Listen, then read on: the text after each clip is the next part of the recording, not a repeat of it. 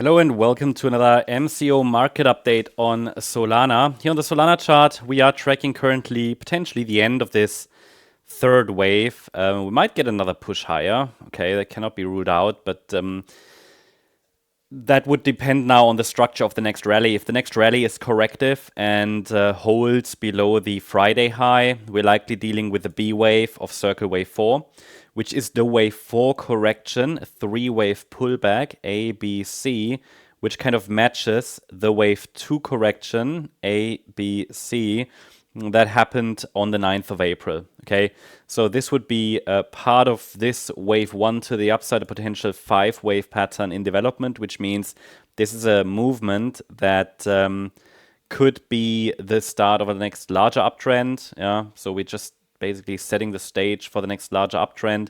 The standard format of such a pattern is a 5-wave move into the trend direction.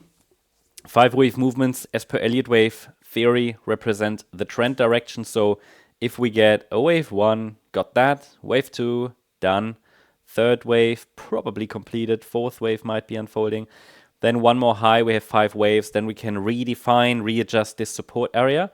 This is just standard support. If we get a larger pullback now, this is an area where we can watch for reactions. But if we get all 5 waves, it actually becomes a decent setup, because then we have 5 waves up. These typically will get corrected.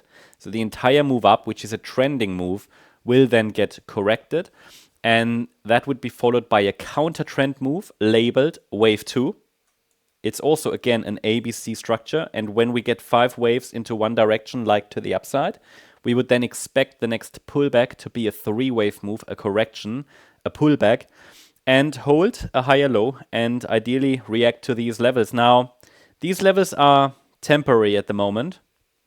The support area has been adjusted throughout last week, and so far it's been holding, and it's defined between $106 and $129.80. And why is that important? Because as long as we're holding above the $106 level, there's absolutely no evidence that a more substantial top has formed. Yeah, and basically, as long as whatever the market is doing right now, whatever the nanostructure is, whatever the nanostructure or the microstructure is, it's not so important.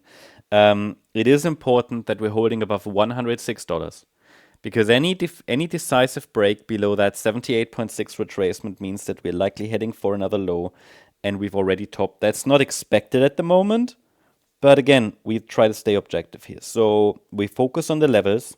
They tell us at any point where we are and what's going on. And the idea is now that we, due to the messiness, depth, and that pullback here, this could be just the A wave of the wave 4. Now, I shared with you over the last few days that as long as we're holding above this previous swing low here, located around $145, we might get another high. I mean, really, it's just this previous swing low. We've now pulled back to that level. What can I say? It might even form a head and shoulders pattern here. So can you see that? We have a left shoulder, we have a head, we have a right shoulder. So I want to see the structure of the next rally. I can share with you really micro resistance. It's not so reliable. Really on the smallest time frame, here's some standard retracements. So in case we now get a rally, which might happen from here, I mean, we've now pulled back to the previous swing low, then the structure of that rally determines whether we get another high in circle 3. Then $163.50 is next resistance.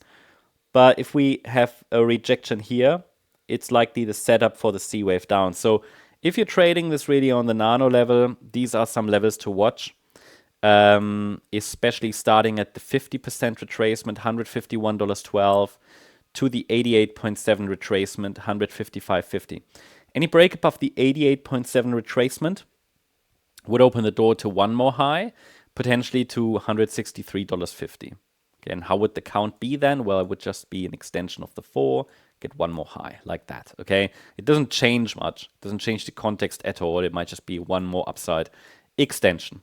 That should give you all the key levels to watch for today and as we prepare for a new trading week. I hope you liked the update. If you did, please hit the like button, leave a comment, and subscribe. And if you really like the content, then please check out the channel membership. If you want, you can join our conversation today. We've got our membership live stream today at 5 p.m. UTC. Make sure that you know the right time zone you're in and how that relates to UTC.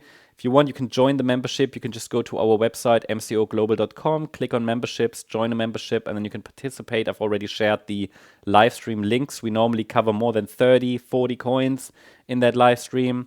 You can ask for coins to be covered. You can ask your questions.